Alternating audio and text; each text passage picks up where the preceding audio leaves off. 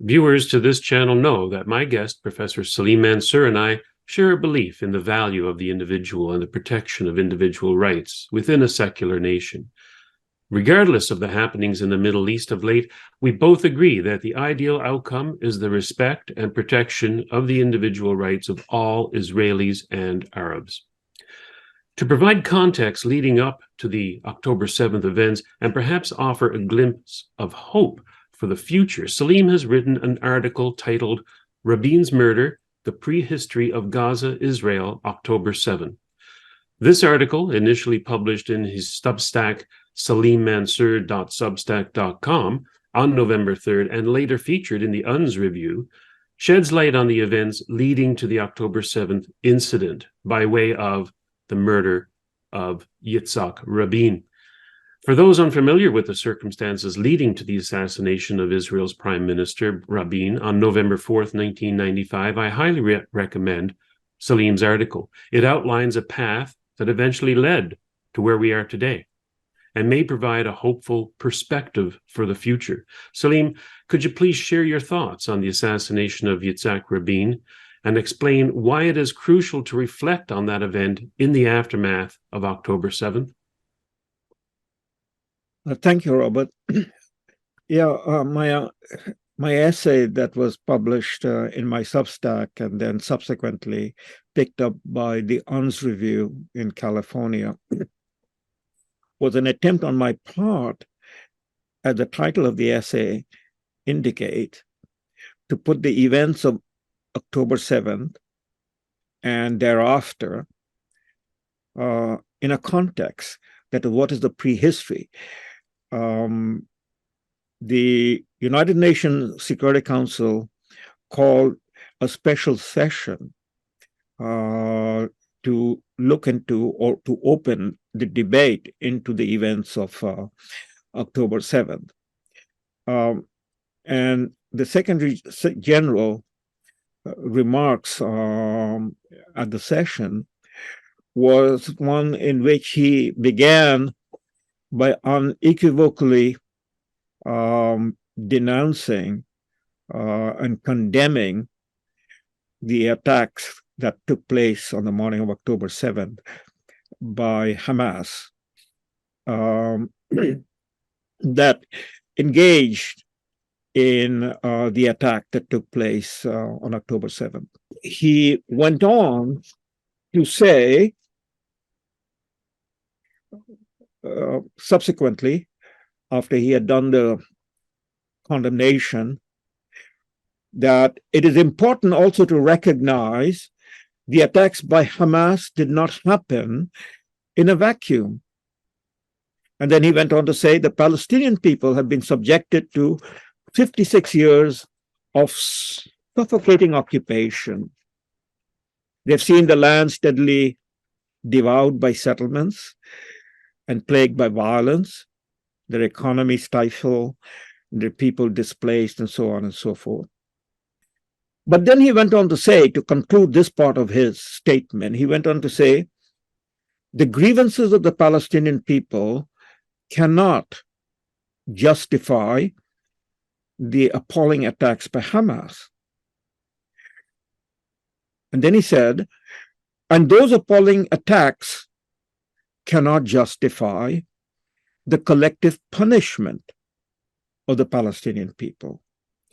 So those were the remarks that I then subsequently wanted to elaborate in terms of the prehistory of October 7th and of the situation that has persisted, as the Secretary General said, for 56 years. The 56 years references going back to the 1967 war, the June 1967 war, which led to the Israeli government or state coming into the control of what has since then been referred to by the United Nations as occupied territories, that is the West Bank and the Gaza. So the Secretary General is pointing to 56 years, 67 war. I picked up the prehistory for the purpose of of my point that I wanted to make and this discussion, the assassination of Prime Minister Rabin 28 years ago in November of 1995, and the context of why he was assassinated by an Israeli assassin, a right-wing Jew, Yigal Amir, but he was not operating alone.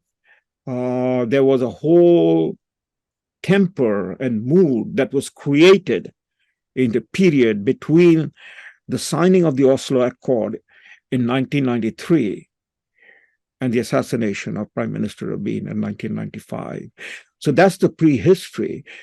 So any event, I mean, if people want to understand what happened, for instance, in the 1920s and 30s in Germany that led to the rise of Hitler and eventually World War II, it did not happen in a vacuum. One would have to go back to what is the prehistory of the making of Hitler, of Nazi Germany, that eventually led to the war.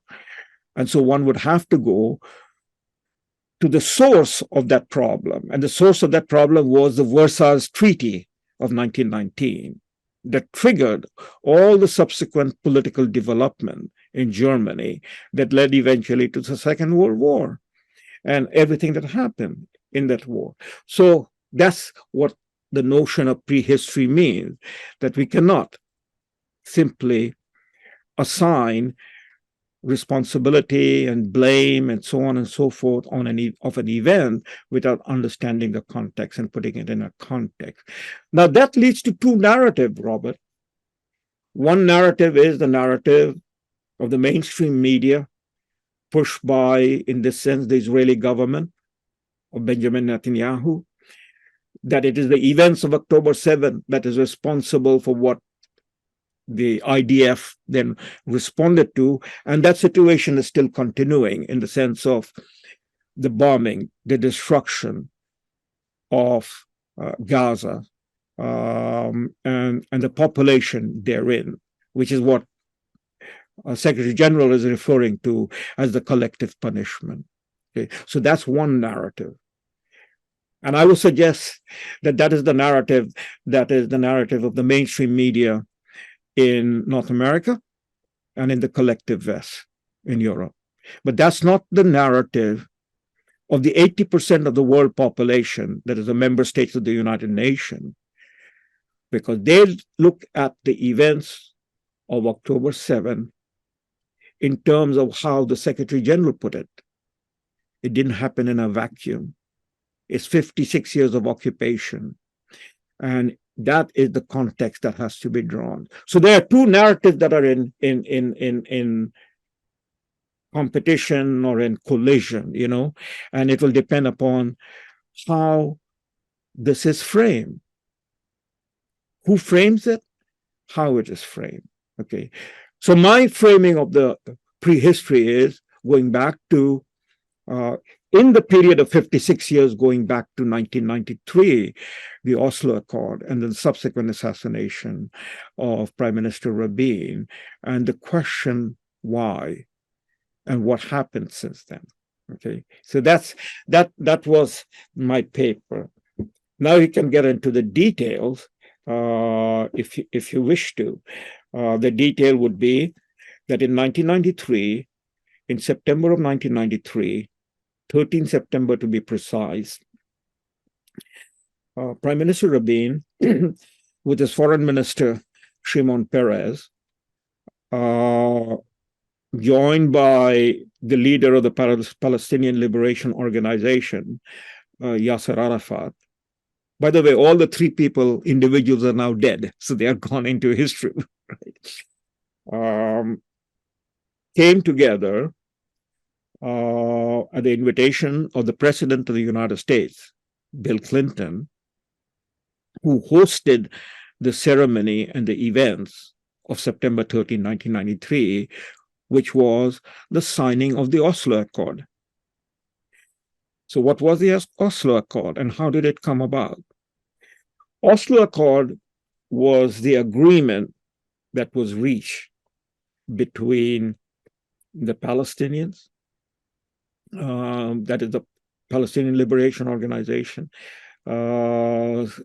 representatives sent and appointed by the leadership, that is Yasser Arafat, with the representative of the Israeli government, delegated and sent by Prime Minister Rabin and Foreign Minister Perez. The negotiation took place in Oslo, Norway, and the agreement was that the Palestinian Liberation fully endorses and accepts UN Resolution 242 and 338 and all the resolution that goes along with that fundamental resolution 242, which was negotiated by the Security Council after the June 1967 war and passed in November 1967. So it accepts that. And so we have to read and look at those resolutions. And it renounces, disavows all terrorist and military activities against the state of Israel. I'd just like to read, just for context, Salim, what Arafat wrote. He said, "The signing of the Declaration of Principles marks a new era in the history of the Middle East. In firm conviction thereof, I would like to confirm the following commitments. The PLO recognizes the right of the State of Israel to exist in peace and security, and the PLO accepts United Nations Security Council resolutions 242 and 338. If something like that were to happen today, there would be jubilation. If Hamas were to come out and say things like that, though they're not the negotiating party here, they're not the Palestinian Authority, right? They're just simply in Gaza. So I can see perhaps the Palestinian Authority coming out and reviving Yasser Arafat's statements, but I could not see Hamas doing it, considering their charter. Hamas is not a player in all of this. The signature that counts and that is recognized and that is witnessed is the signature of the PLO leadership. The PLO leadership would later on be transformed into Palestinian Authority, again, with the recognition of the United Nations. It happened as a follow-up to the Oslo Accord. So a body of people can come around and say, we don't recognize, that is, a Palestinian can come around and say, we don't recognize the Oslo Accord. Well, you don't recognize, that's your problem. And if you're going to get violent about it, then the Palestinian Authority will deal with you. And the UN will deal with you. But likewise, just as Hamas or malcontents on the Palestinian side don't agree with the Oslo Accords, likewise in Israel, there was a very large faction of Israelis who did not agree, hence the assassination of Rabin, hence the rise of people like Benjamin Netanyahu and the Likud party. Exactly. So that's the prehistory. And we are into that discussion. That is, on the Palestinian side, you're pointing out quite correctly that there is a body of opinion, and we can then get into the detail. How did this body of opinion come into this position of challenging the PLO? Okay, that did not go along or does not want to go along with what was agreed upon on the basis of UN Resolution 242, which predates Oslo Accord. The Oslo Accord is based upon UN Resolution 242, as you just now read the letter of exchange between the government of Israel and the leadership of the PLO, right? So the reply, what is the reply of Rabin to that letter? I mean, you read the letter that Arafat, on behalf of the PLO, wrote to the Israeli government, addressed to the Prime Minister of Israel. And then the Prime Minister of Israel replied to that letter. That was the letter that was exchanged. And that letter is, let me read it to you. In response to your letter of 9 September 1993, I wish to confirm to you that in light of the PLO commitments included in your letter, the government of Israel has decided to recognize the PLO as representative of the Palestinian people and commenced negotiations with the PLO within the Middle East peace process. Mm-hmm. There's no mention of Hamas. There's no mention of any other group of people. Of course not. It is a recognition by two entities. One entity is a sovereign state and its government that binds the people of Israel to an agreement. And the second entity is the entity that the United Nations has recognized as representative of the Palestinian people, which eventually will become the state of Palestine, and they will have their own sovereign government, right? That's the process. So that was recognized. And now you are absolutely, on the mark, that it was not only the Palestinian people, a faction of the Palestinian people that did not agree with the Gaza Accord, Oslo Accord, which is Hamas, that would later on come into the play, but also the Israeli people were divided, maybe right down the middle, 50-50 or 60-40, but there was opposition. And the opposition gathered momentum and steam against Prime Minister Rabin.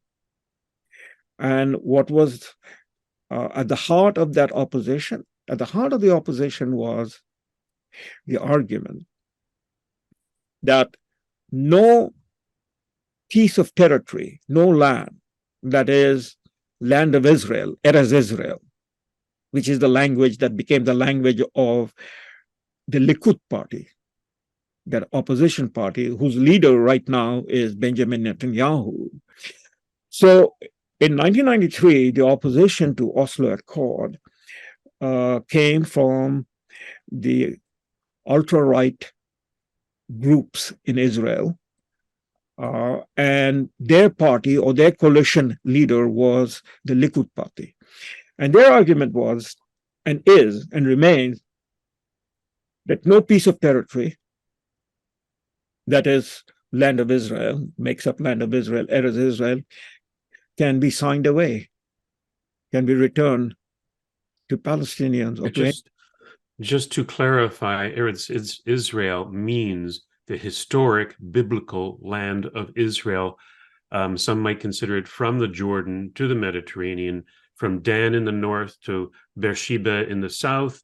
Although if you look at the 12 tribes of Jews in the biblical sense, that goes right into Jordan. So where is Israel? It's certainly not the boundaries pre-67. Well, yes, I mean, by raising all of this issue, which is what the Likud party has raised, that you have basically, described the Likud party's position on this matter. They are claiming that Israel is the land of Israel, the biblical land of Israel, Eretz Israel, and the whole project, the Zionist project, is to reclaim the land of Israel back. And once these lands are reclaimed in the process, through war or through negotiation, whatever the means, these land cannot be then negotiated away, returned, so to speak. Well, that raises a whole can of worms, Robert, and we can go into that discussion, and we can forget about this discussion.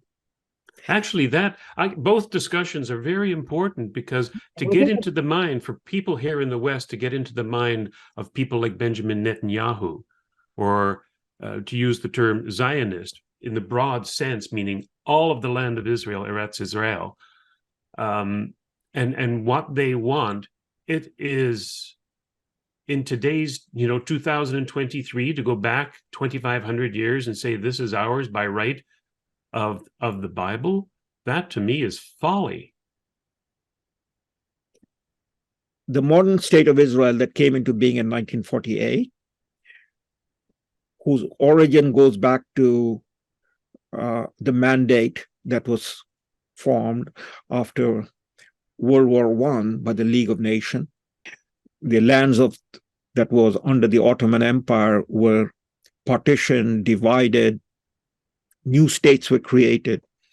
by Britain and France, and Palestine was made into a mandate and was given to Britain to administer.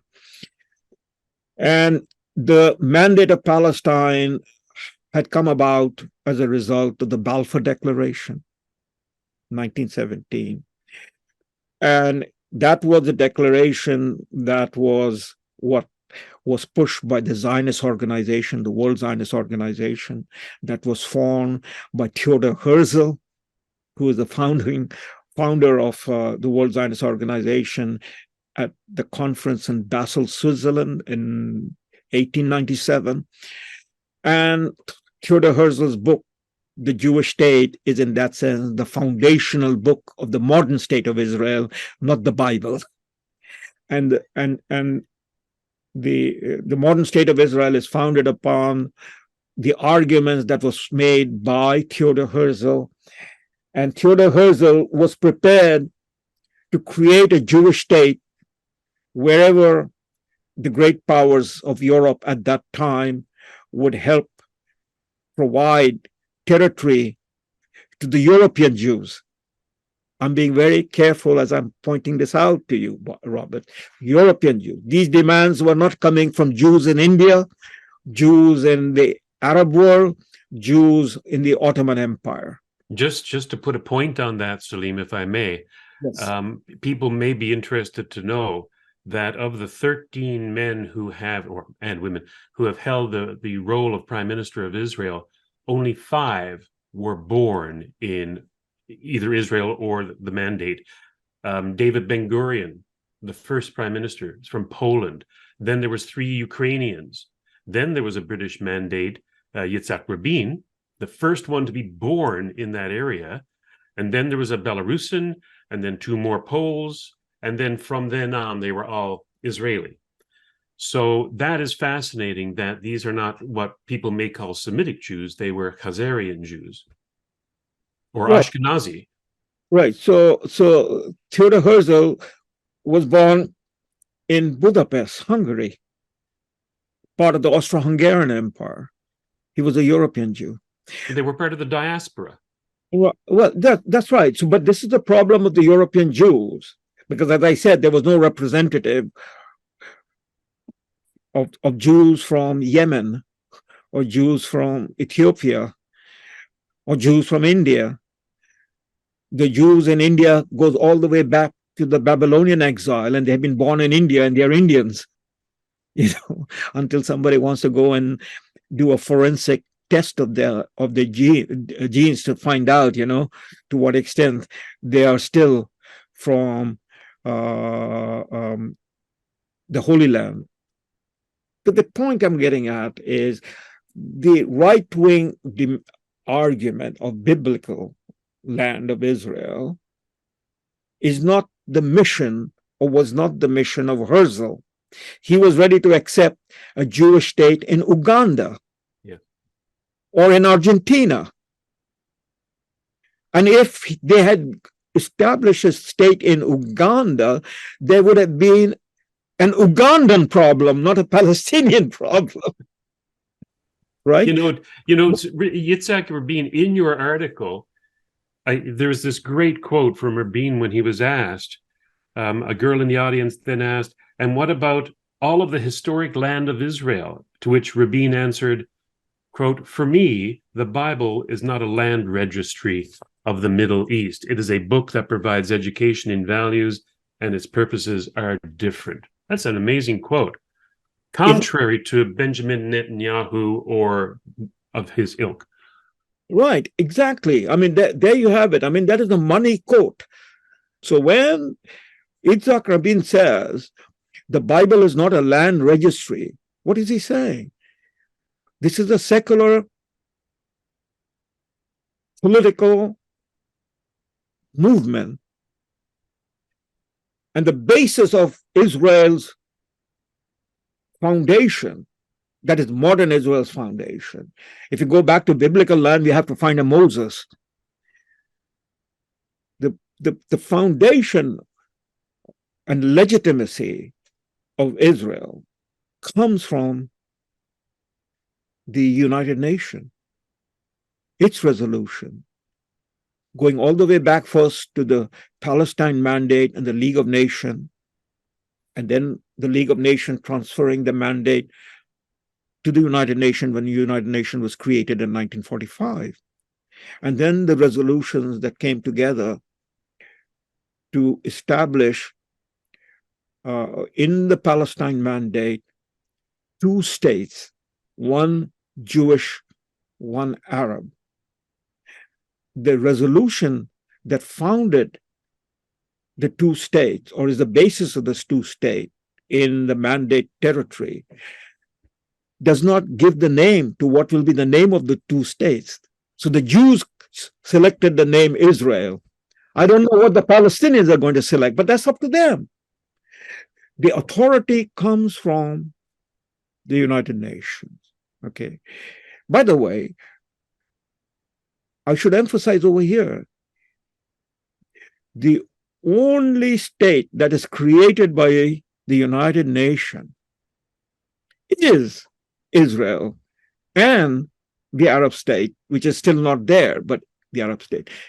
All the other states, whether they were mandate territories before 1945 or came into being because of a result of national liberation struggles against colonial powers, were not founded by United Nations. For instance, India, Pakistan was not founded. It is a national independence movement that happened in what was a colony of Britain, right? Or in the case of Vietnam, it was not founded by the United Nations. That was a national liberation movement against the French. And I imagine then that the 13 or 14 countries that came out of the English and French mandates were created by those countries, England and France, not the United Nations. Jordan, Iraq, Syria, Lebanon, etc. Correct. So where we are is that Likud party and the people on the right of the Likud party, they have turned the language and the narrative of politics in Israel into biblical terms, land of Israel, Eretz Israel, and so on. On the other hand, the Labour Party that was formed the first government, as you just pointed out, Ben-Gurion, in 1948, all the way till 1977, when Begin was elected. The Labour Party ran Israel. That's for the first 30 years, it was the Labour Party that dominated Israeli politics. Okay. Then in 1977, the Likud Party was elected after the Arab-Israeli War of 1973. And Menachem Begin started turning the language of Israeli politics into religious dimension. All right. So from 1977 to where we are now, 1993, this 16 years had been Likud Party. And in the 1992 election, 15 years after Begin was elected prime minister, the Labour Party returned under Rabin. And Rabin's government engaged in a negotiation with the Palestinians. How did that negotiation come about, and why did that negotiation come about? That has also a very relevant factor over here. It came about as a result of the first Gulf War in 1991. The first Gulf War was a war that was fought under the United Nations flag, led by United States. The United Nations gave a precise resolution and a timeline to Saddam Hussein and Iraq that you withdraw, and if you don't withdraw, you will be expelled. Saddam Hussein did not withdraw, and under the United Nations authorization, the coalition went in and expelled Iraq from Kuwait. And so Kuwait was, quote unquote, liberated. Following that liberation of Kuwait, in which Canada participated as a member of the coalition, plus a whole number of Arab states like Egypt, like Saudi Arabia, like the Gulf states, including Islamic countries or Muslim countries like Pakistan, Bangladesh, and Indonesia and Malaysia, because this was a UN operation. And they all agreed that the occupation of Kuwait by Saddam Hussein was a violation of the UN Charter. And he has to immediately evacuate with compensation, or he will be expelled militarily. And he was expelled militarily. So now, in 1991, after the Iraq War, there was an equal demand in the United Nations by member states that what we did for Kuwait, expel Saddam Hussein from occupied territories, we are honor bound to do the same thing for the Palestinians based upon all the resolution that exists on the table. And so the United States and the Soviet Union, at that time the Soviet Union was still around, President Gorbachev or Secretary General Gorbachev, the two of them, George Bush and Joe Gorbachev, came together and called for the Madrid Conference and hosted the Madrid Conference in Spain. And the Madrid Conference was done under the United Nations umbrella, with the EU as a participant, Soviet Union at that time, later on it became the Russian Federation, and the United States. So what you have right now is the four quartet. It is called the quartet. It is the UN, is the EU, is the United States, it is the Russian Federation. They called the Madrid Conference, they brought all the Arab states together with Israel, and they laid down the principle that there has to be a final settlement of the Palestinian issue on the basis of UN Resolution 242. And the Israelis had to respond to that. And Shamir, who was the prime minister at that time, had to go along with it, but he was not engaged. He was not engaging. So this issue became an election issue in Israel. And in 1992, the election happened. 1991 was the Madrid Conference. 1992 was the election. And in that election, the Labour Party was returned to office. And Rabin became the prime minister. Here I might note that the reason Rabin became the prime minister and won the election was the people themselves, that is, at least a majority of people in Israel wanted a final settlement and were looking for a final settlement. And they saw in Rabin the man who could deliver. They trusted him because he was a military commander. He had been the chief of staff. He had been the Israeli ambassador to the United States after he served as the chief of staff. Then he came back. He was elected to the Knesset. He was there in the government of Golda Meir. And then he was there throughout the period in the Knesset, as a defense spokesman. And they trusted him because he was a man both of security, he was a military man, and he was also a man of pragmatism, secular, pragmatic, not the ultra-right, which is what Menachem Begin and Yitzhak Shamir and all of them were.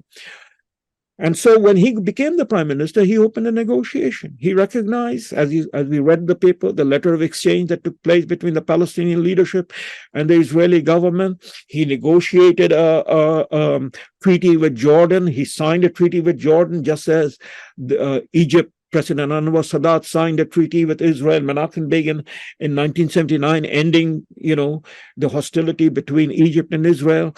Jordan did the same thing, all under the Madrid Conference. They did the same thing. And the issue, the hard nut to crack that has been waiting to crack was the PLO, the Palestinian, and the two-state. And the Oslo Accord was the framework for the negotiation of establishing the Arab state. How would that be established? The Israelis would have to withdraw. I understand that there was a 5-year plan That was a 5-year process, yes. under which, and they'd already started that process, removing from Jericho and other settlements, and then he was killed. He was killed. Exactly. The clock started, the 5-year agreement, the clock started with the signing in 1993. So by 1998, the Oslo Accord would reach its final status negotiation, and a Palestinian state would have been established. So this 5-year period, in diplomatic terms, is called the confidence and security building measures that both sides engage, one-on-one to implement the plan going forward. But immediately from the right came the hostility, and the hostility escalated. 1993, September, the Oslo Accord was signed.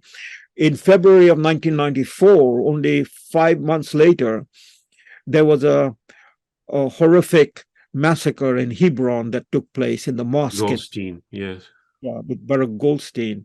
Yeah. And that begins the ratcheting up, of the fanatics on both sides, religious groups on both sides coming. And it is in that context that Hamas emerges. So when you have the Likud party and its followers, supporters, the Gush Emunim that is created, which is the bloc of the faithful, these are the settlers in the West Bank and Gaza, and their representative, then Hamas comes around with their own statement, the charter, because the bloc is saying, this is the land of Israel. It's not negotiable, and biblical past and so on and so forth. So the counter response comes from Hamas, that in their charter, from the river to the sea, this is all, in the Arabic word is waqf. Waqf means religious endowment that cannot be traded. But this is not the language of the PLO. PLO, by the way, is not only a secular Palestinian organization, is an organization in which Palestinian Christian, they have their parties, the Palestinian Front for the Liberation of Palestine, Popular Front for the Liberation of Palestine, people like George Habash, and, there is the Palestinian Communist Party and so on. They're Christians, they're Orthodox Christians or Anglican Christians. And then Al-Fatah, which is the party of Arafat, which is predominantly Muslim, secular Muslim. And so there it is. This is the PLO, which is the non-religious party. They don't speak the language that Hamas speaks, And so Hamas responds, and Hamas-related terrorism then comes into play to undermine the Palestinian position, that is the position of the PLO, So this process then basically ends up not only in the assassination of Rabin, who is declared by the religious right as a person who needs to be killed under their religious law. The religious law that was referred to by the rabbis on the right is called Din Rodef in Hebrew, which means the law of pursuer, and Din Moser, again in Hebrew, which means law of the informer. In other words, any Jew that collaborates with the enemy is should be accused of collaboration with the enemy is and should be killed. And so that was the indictment that the religious right made against Rabin. Okay, so moving forward, Rabin. They in just a second, Salim, just to put a finer point on it, in the the Jewish rally that Benjamin Netanyahu attended just prior to the assassination of Rabin, there was effigies of Rabin in as a Nazi, Yes. as Hitler, and Benjamin Netanyahu did not disavow these images. He, in fact, if he did anything, he probably encouraged them. Exactly. And as I point out, I mean, Benjamin Netanyahu, Yitzhak Rabin was named and called out by the opposition a Judenrat, that is a collaborator with Nazis, and he was then portrayed in the SS uniform. And people in the Knesset confronted, that is the members of the Knesset confronted Benjamin Netanyahu, that if there is violence which leads to murder, you will be responsible. And Benjamin Netanyahu basically shrugged it off. So these are all on record. So the final rally, I mean, that was a rally that was done by the ultra-right, which Benjamin Netanyahu was the key speaker at that rally in Jerusalem, ahead of the Knesset vote on Oslo II, to ratify that. And subsequent, after the vote, there was a rally that took place in Tel Aviv, which was attended by Rabin and Shamir. And there was a crowd of over 100,000 people. And Rabin felt that he had come home, that these were his people. This was the Labour Party supporter, the people who wanted a settlement, And he spoke that night to them. And he was very confident that in the election the following spring in 1996, he would again win office, he would return, and that he would complete the Oslo process. But that night he was assassinated.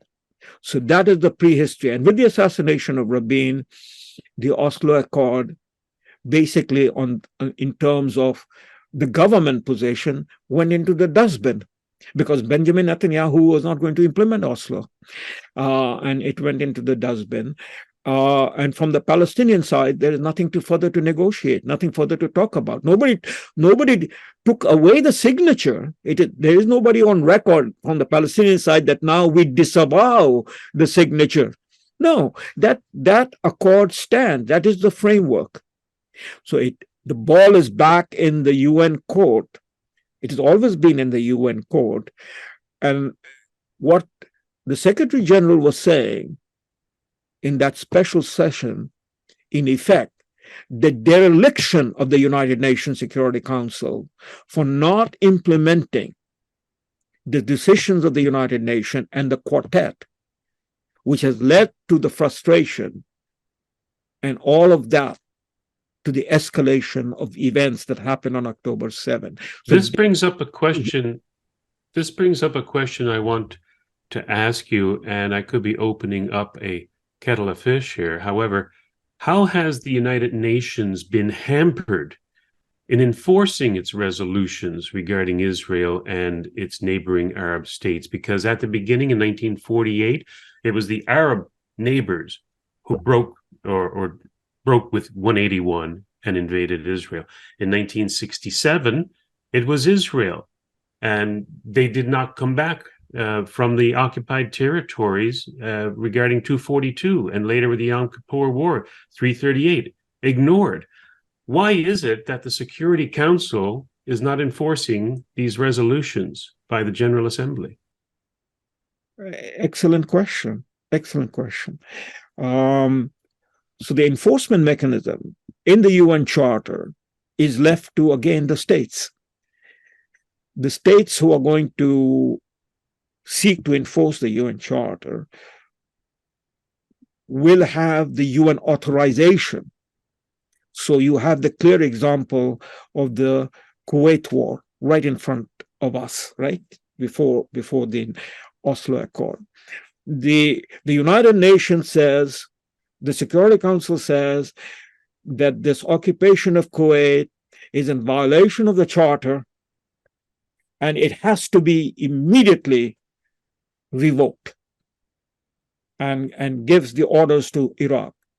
Iraq refuses to comply. So the question that you're asking, then who's going to enforce the UN Charter? Well, that's left to the states. That is the collective membership of the United Nations. And the collective membership of the United Nations comes together, led by the United States and Soviet Union. That was the first joint operation in which the two superpowers were in agreement.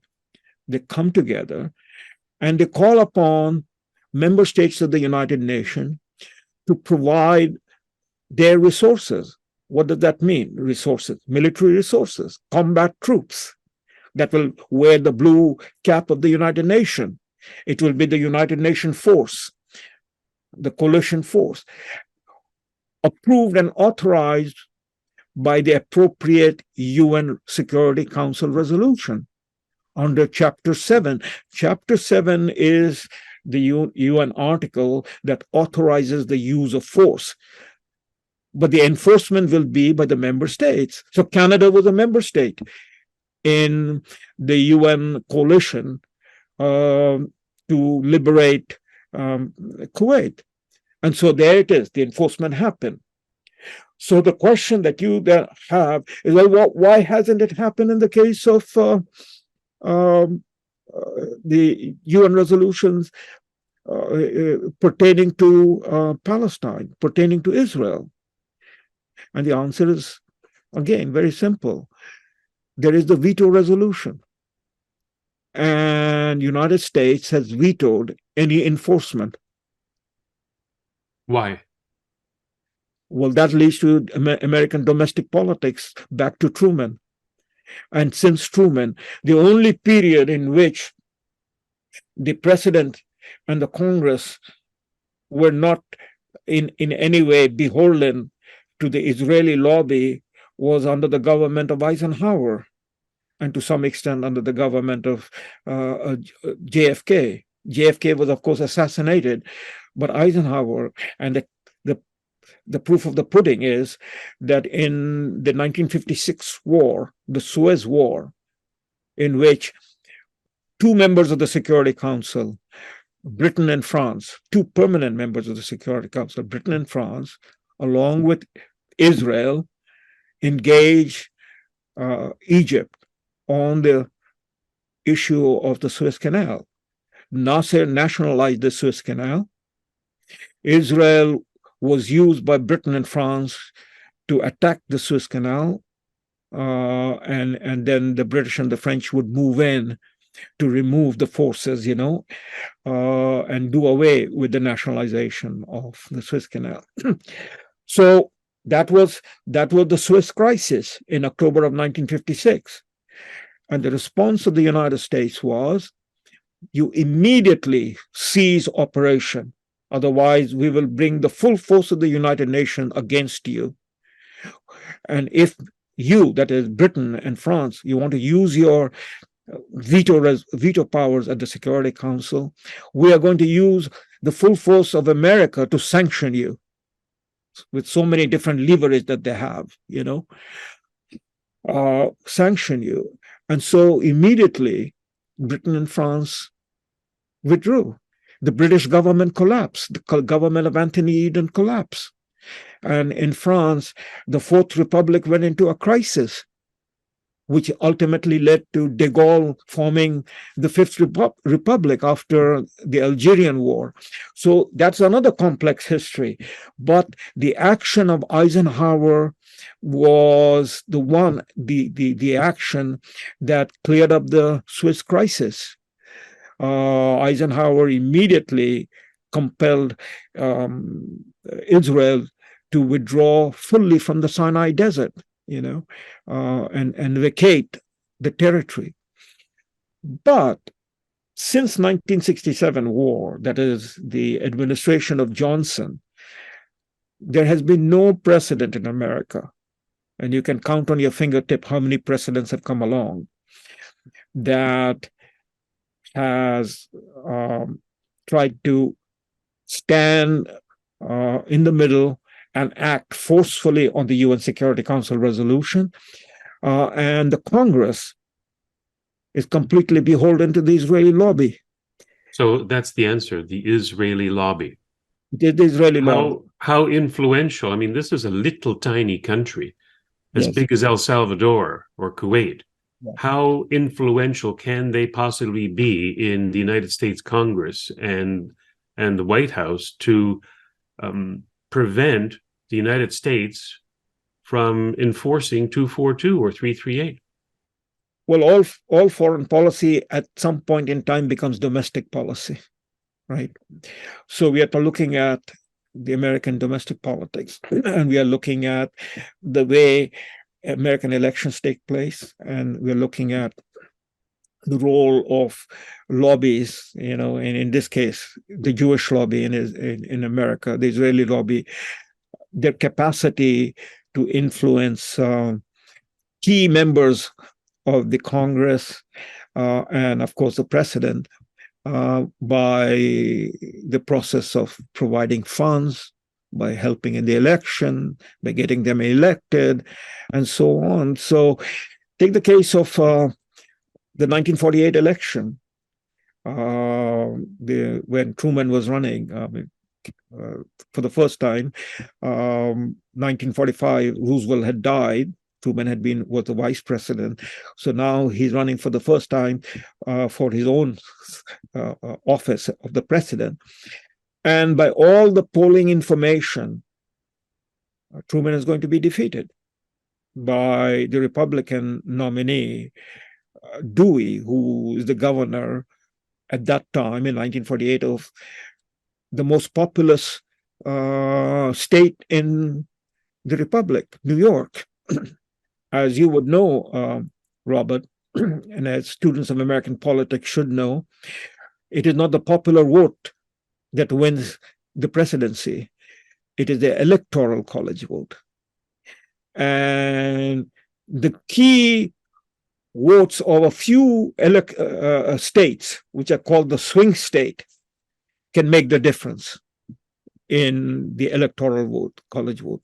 So the Jewish lobby, Israeli lobby, in 1948, there was no Israeli lobby, so it was the Jewish lobby. They targeted 3 or 4 key swing states for Truman, to swing them on favor of Truman through the pro-Zionist, pro-Jewish votes in those states. And which were those states? Those states were Michigan, Ohio, Florida.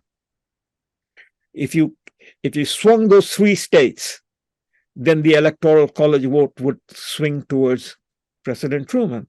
And that's exactly what happened.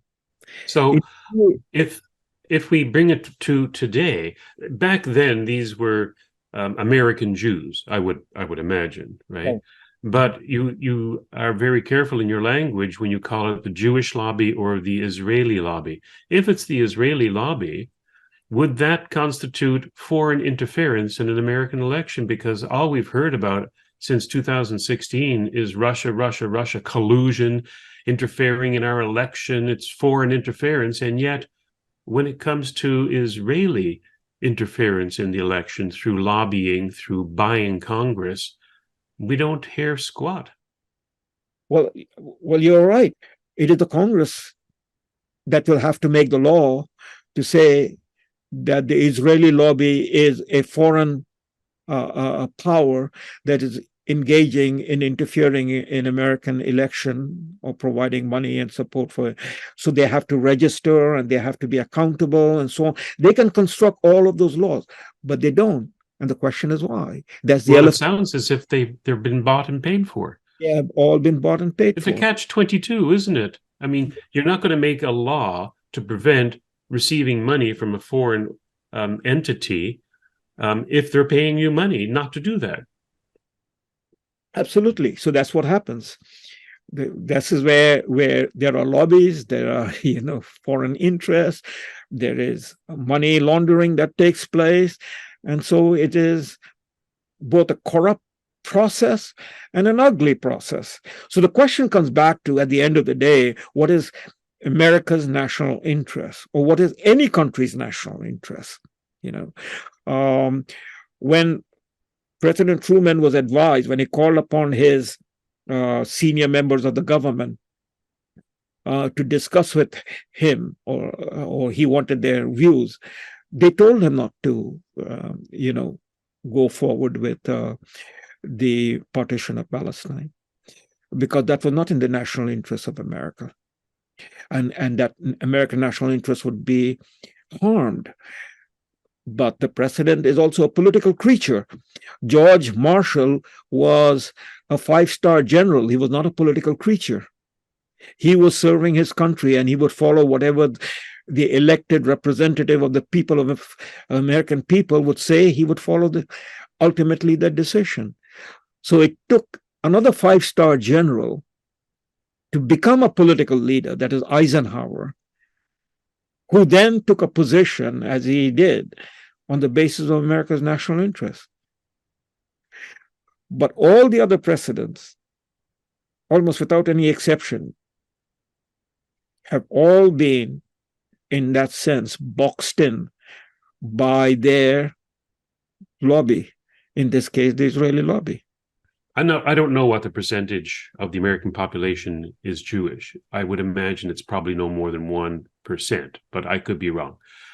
And yet I understand that the composition of Joe Biden's cabinet is immensely Jewish. Is that correct? And if so, is this part of the problem of the Jewish lobby?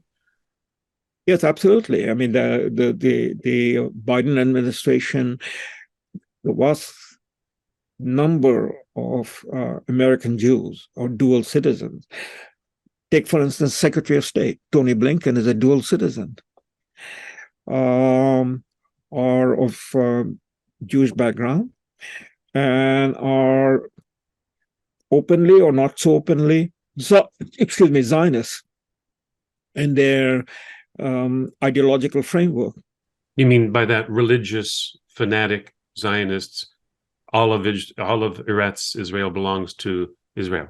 No, I mean that you have to be much more analytical about it, because Rabin was a Zionist, but he was not a religious man, as you quoted him. From my paper, he didn't take the Bible as a land registry for the Middle Eastern states. Herzl, who's the founder of Zionist organization, the father of Israel, was minimum an agnostic or an atheist. So we can distinguish, because I'm trying to get my head around this as an outsider to the entire thing. Yes. We have secular Zionists who simply wanted a state in the Levant, in the Middle East, which they got and were happy with for a while. But then you were taken over by religious Zionists who want it all, regardless of the consequences. Is that a fair assessment? Yeah, I think that's a fair assessment, in the sense that the religious Zionists don't see, that is, Zionists, those Jews who are religious Zionists, they don't see that their state is based upon anything to do with UN authority or authorization. This is, their land given to them by God. This is their biblical history, and I think it's Joshua 13:15 that is quoted all the time as to the boundaries of what Israel is. Right, and as I said, that opens up a whole can of worms in the sense of argument and discussion about the history itself. But the Zionists, the secular Zionists, that is a Labor Party, and or used to be, and the last leaders of the Labor Party, that was Rabin and then Shimon Peres, they were fully accepting of the two-state solution, which is the UN resolution 181. And the answer to the religious Zionists, that is to Benjamin Netanyahu and his people, including the religious Zionist supporters in America and in Canada and in England, is it doesn't matter what you think is your basis of legitimacy, Mr. Netanyahu, and what is your claim to what you describe as Eretz Israel and the land of Israel based upon biblical authority. None of us around the world, say 1.5 billion Indians with a large segment of Muslim, or 1.5 billion Chinese, none of us, are there to buy your argument or agree with your argument. We don't recognize that, We recognize that the legitimacy and the right of Israel as a state is based upon UN Resolution 181, and we respect that, and we accept that, and we will protect that.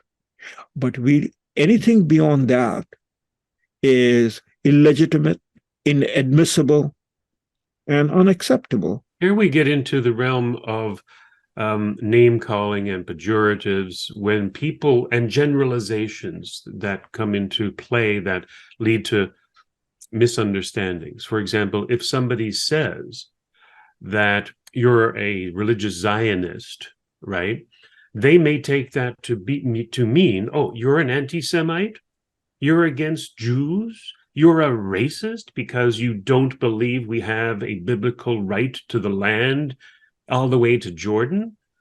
And I see this all the time, the name calling, the racism, the anti-Semitism, even though I would imagine the majority of Jews in Israel are not even of Semitic origin. As you said before, they're Khazarian or they're Ashkenazi Jews. They're not necessarily Semitic.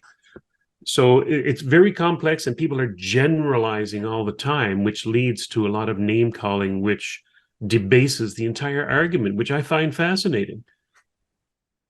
Yes, it is. And it is fascinating only in the sense is this argument has any leg to stand upon is because of the vast ignorance of the people in Europe and North America. Zionists. So let me, again, be very careful in choosing the word, not Jew, but Zionist. No Zionist can go to India and say, you are anti-Semite. They will look at their face and say, what are you saying, Mr. So-and-so, Mr. Netanyahu? What do you mean by anti-Semite? Jews have lived with us and among us and intermarried and been honored for 2,500 years. You can't talk about biblical Israel or biblical land? Well, in your first exile, the Babylonian exile, Jews arrived in India and have ever since been there in India till they decided on their own to go to Israel. We've had Jews in the Indian Army. We've had Jews in Bollywood. We've had Jews in industries. We've had Jews in universities and schools. So what are you talking about, being anti-Semite? Try to go and tell the Chinese, you're anti-Semite. Or Japanese, or Indonesians, just an example's sake. So what is it about this anti-Semitism? This was a hoax, a scam perpetrated by a writer in 1870s. The first time the word was used, anti-Semitism, by this German writer by the name of Wilhelm Marr, and used the term anti-Semitism to describe the sort of rising bigotry in Germany as the process of industrialization and urbanization was accelerating in the 19th century, in the early to mid-19th century and onwards, when the Jews of Eastern Europe coming out of small towns and villages were migrating westward for opportunities. So somebody arrives from Sri Lanka in Canada and, is confronted with, again, ignorance and bigotry towards Sri Lankans, so whatever it is, anti-Sri Lankan or anti-Pakistani. In England, it became anti-Paki jokes, in the 1960s and 70s. I remember. Right. So anti-Semitism became a term, instead of saying anti-Jew, it became anti-Semitism. Anti-Jew would be a religious designation, right? Against Judaism, anti-Jew. You're a Christian, you're against Jew. So instead of calling them the sense of ignorance and bigotry anti-Jew, which is what would have been a more proper term of usage, though again, an abominable term. Why would anybody be an anti-Jew? But that is part of the, you might say, Christian history. It goes back 2,000 years to the rejection of Jews rejection of Jesus by the Jews, and that history. So instead of calling anti-Jew and anti-Judaism, the word became, the discrimination was used anti-Semitism. Why? Because the biblical Jews among whom Jesus walked were Semitic people. Jesus was a Jew. Right? But the European Jews in the diaspora are not all Semites. None of them are Semites. Well, majority of them are not Semites. So this is a scam. But Theodor Herzl used the term anti-Semitism in his book, The Jewish State, as a basis of the necessity to solve the racial problem of anti-Semitism, because he used the term in a racial term.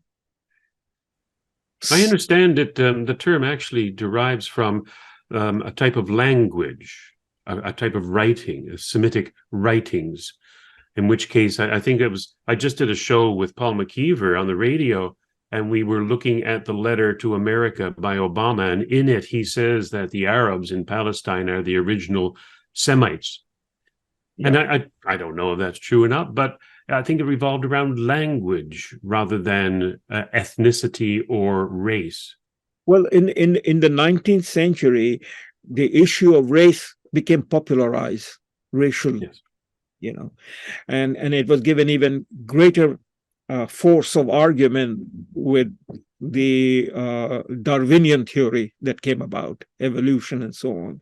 So race became a way to designate people and define people. But you're right about Semitic. The term is linguistic because Hebrew, Arabic, Aramaic are Semitic language, just as Sanskrit, which is the ancient language of India and a language of Indian sacred books, is an Indo-European language. It is connected to Latin. So in the designation of languages, the Turkoman language, so the Turkish, Mongolian, and so on languages are Turkish languages. So it's interesting that this fellow Mar chooses this linguistic term to define hatred or animosity towards Jews, calling them anti-Semitic. Right, and that became the usage, and it was used, right through without anybody stopping and pausing and questioning it. That who's a Semite and who's a non-Semite. So we can actually say that, listen, we as rational people can be against the Likud party and Benjamin Netanyahu and the religious fanaticism that prevents them from withdrawing from East Jerusalem or the West Bank because they're rooted in a biblical history, without being anti-Jewish or anti-Arab or anti-anything. It's a political stance, a secular stance against a religious stance is all it is. Oh, absolutely, Robert. And as I said, this language, this line of discussion deserves its own format, because it is, again, leads to a whole number of other issues. And at the heart of that issue is the strongest and the most determined opponents of Zionism, whether secular or religious, were Jews and are Jews. I mean, there are Jews who have remained opposed to Zionism in any and all form. Well, most of the diaspora, again, I'm not an expert in this, you are. most of the diaspora after World War II chose not to go to Israel or Israel. They chose to go to a country they knew where they could practice their religion in peace, relative, compared to what happened in Europe, the United States of America. Exactly. So, as I said, we need, if this discussion is a fascinating, this particular discussion is a fascinating, that has been obscured. Because as you said in your initial remarks, that if you question Israel, Likud party, religion, Zionism, etc., then you're an anti-Semite. And because of the fear of being called an anti-Semite, people don't want to engage in this discussion. And that plays to the advantage of the people, that is the Benjamin Netanyahu and those people, to not only suffocate the debate, stifle the debate, but to police the people, that is through censorship, not to engage any discussion, that there are Jews and non-Jews who do not accept, never accepted, right from the beginning, from the time of Theodor Herzl, this argument of Zionism, that the Jews of Europe need a statehood to solve the problem of anti-Semitism. Because let's talk about Israel at the moment today. Here in Canada, we know all too well that a political party can achieve power and not have the popular vote. Our current leadership is a good example of that. Right. So although the Likud hold most of the seats in the Knesset by being a union, that's what the Likud means, a union of the fanatical right-wing parties there. I use that term loosely, right-wing, fanatical religious parties, the religious Zionists. They hold the power in the Knesset.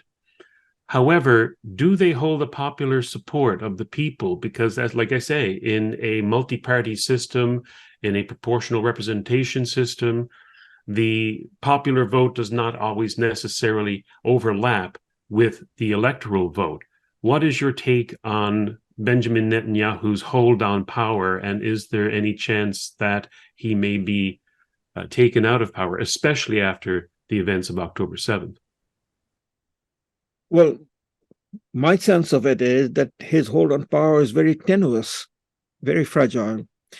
That this whole event from October 7 on that has happened has, in a sense, given him a breathing room to hold on to power. And he's using this situation to silence any other discussion about his record as prime minister, so that he can continue to remain in power and shape Israeli politics. As in a general sense, wars are a most effective tool for domestic control. You declare a war, whether it's a war with an external enemy, or internal enemy, or create a pandemic and silence everybody, because it's an emergency and so on. So that's exactly what is happening. Before October 7, Israel was in a state of very close to, near to, as the president of Israel said, Herzog said, a state of civil war because of domestic politics. Israelis were not being able to form a government. Likud party doesn't have a majority, doesn't even have a plurality.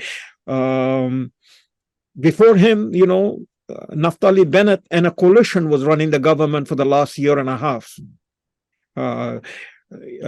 So that election happened because they couldn't maintain and get a majority coalition in the Knesset, which precipitated an election which Netanyahu won, but Netanyahu did not have a plurality or enough to form a coalition. Netanyahu leaned towards an extreme right-wing party to get I think 3 or 4 members or 5 members and gave this man Ben Gavir and Smortrick, I think is his name, one the office of the finance minister, and I think the other one was given the office of the interior minister or something to do with land. But they're very powerful ministers, and they're completely on the extreme right. In fact, they are the people who are committed to the idea of building the third temple in Jerusalem. Oh, that'll go over real well, won't it? Well, there it is. This is the coalition. So the fanatics, religious fanatics, are not something to be found only among the Muslims or Hindus or Christians. Jews are filled with religious fanatics, and Mr. Netanyahu is riding them in terms of power. So there is tremendous internal unrest in the country, and this particular situation has added more to it, because what Mr. Netanyahu has done, he has tried to obliterate any possibility of a two-state solution. That is what is the mandate, the UN mandate. And the Israelis are now completely divided about it. Can there be anymore a leader like Rabin can come along, win an election, and then implement what remains of the Oslo Accord, what remains of the UN resolution? My sense is that it is quite impossible. So what has happened is that these people have driven Israel into a cul-de-sac, and they have no resolution. And the rest of the world is watching and witnessing, and the UN is responsible for it. And under UN watch, what is happening, the rest of the world, except for America, maybe Canada and the collective West, Europe, is unacceptable, and they want action. And so I don't know what the action will be, but since you have raised the question, within the UN framework lies the solution also. And the UN framework is ultimately that the General Assembly can take away the authority from the Security Council, as was done during the Korean War. If you recall, the Korean War, it was not the Security Council that moved the resolution on the war, because the Soviet Union was vetoing it. So it was the General Assembly, where America went to the General Assembly to move the resolution, which became the Uniting for Peace Resolution, UN Resolution 377 of November 1950, that authorized the use of force and asked the member states to provide the resources, the combat forces. So, Canada, Australia, other countries from around that region provided the UN force. It was a UN operation. So the long and the short of it is that the Korean War stands as a precedent. The Iraq War, Kuwait War stands as a precedent. In the Kuwait situation, the Security Council voted the enforcement resolution. In the Korean War, it was the General Assembly that voted the enforcement resolution, Uniting for Peace.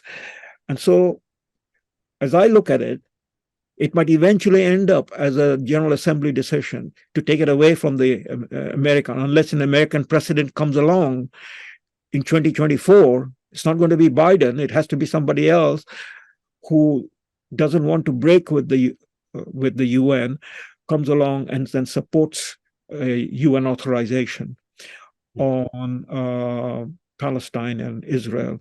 As I look at it, it would be that since the Israelis have violated the UN Resolution 181 for a two-state solution, the end result is going to be a one-state, a binational state. And by the way, the issue of binational state is again not new. People have forgotten it. It was on the table. It was on the table that was rejected both by the Zionists. At that time, there was no Israel, but the Zionist Jews, that is Ben Gurion and Chaim Weizmann and others, and it was rejected by the Arabs. But it was on the table. It was being discussed. And it was being discussed and led by Jews. The two most prominent Jews on the issue of the binational state was Rabbi Martin Buber, a German Jew, who was, by the way, a delegate to the first Zionist Congress in Basel, Switzerland, with Theodor Herzl. So these people were not just nobodies from the Jewish point of view. Martin Buber was a German Jew, and he was one of the leaders of the binational movement. And the other one was an American Jew, a very prominent American Jew who became a member or president of one of the American Ivy League school. The name escapes me now, but he was a president. And he then went to Israel in the 1920s or late 1920s or early 1930s, and he became the president of the Hebrew University in Jerusalem. His name was Judah Magnus, a man of immense respect among American Jews at that time in the 1920s, World War I. And he went to Israel, and he put his entire prestige and support with his connection in America behind the binational state proposition. But both of both side, that is the Zionist side and the Arab side, rejected the binational solution. And ironically, the United Nations might go back to that solution that you guys have made a dog's breakfast out of the UN resolution. We have to now solve the problem, and we're going to. Salim, as fascinating as this conversation that your paper has opened up could go on until the second coming of the Messiah, but we don't have that time. So I'll ask you one last question, and to bring it home, and that is, what role, if any, is there for other nations individually, like Canada? Let's bring it back to Canada. What role does Canada have to play in this process, if any? In my view, Robert, if there was a prime minister in Canada at this time among us who had both the integrity of his own position as a leader and who had an understanding of the issues that we are talking about, would then come down as follows: that Canada is a founding member of the United Nations. It was a Canadian who was the author of the declaration, the UN Declaration of Human Rights, John Humphreys, from your part of Canada. He was a maritimer. We have contributed to the building of the United Nations. We have been a foremost member of the United Nations. And our role as a small country, as a middle power, so to speak, has been the role to broker an understanding among the countries of the world on the basis of the UN Charter, which we contributed to writing and implementing. And so we stand with the United Nations. We have been a player. The UN Security Council Resolution 242 was negotiated under the presence of the Canadian ambassador, who was, at the time that the resolution was voted and adopted by the Security Council in November of 1967, the president of the council. His name was George Ignatieff.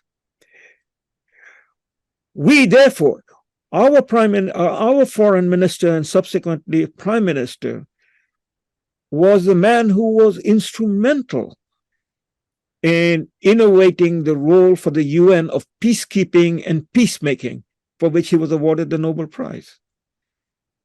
Lester Pearson. So our voice, our contribution our role in the United Nations, which means in the world, has been second to none. And we remain faithful to the position that we have followed. And we will do that and will continue to do that in whatever way and form we can contribute or we are asked to contribute. And so in this case of Arab-Israeli, Palestinian-Israeli conflict, we were there.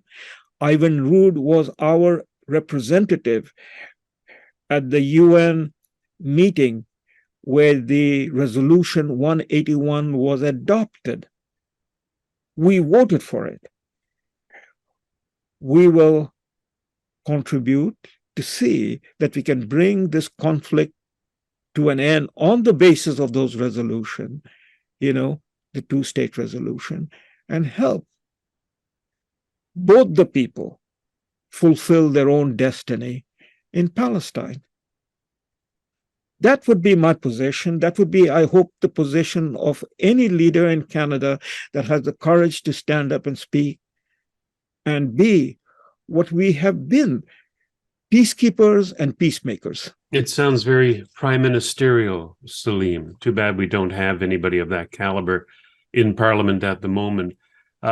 Let's bring this discussion to an end. Like I say, we don't have the time to wait for the second coming of Christ. So I will just let our listeners and viewers know that you have also come out with yet another Substack after your the one that we were just talking about Rabin's assassination, and it's titled Theodore Herzl and Pope Pius X. So I would encourage people to go to Salim's Substack, salimmansur.substack.com, and have a look at his writings. They're quite an eye-opener for those of us here, especially in the West, who are not steeped in the history of that region. And I think that once you read these, you'll be spurred into conversation. Hopefully they'll be peaceful. So until again, next time, Salim, thank you very much. Thank you, Robert. Thank you for this.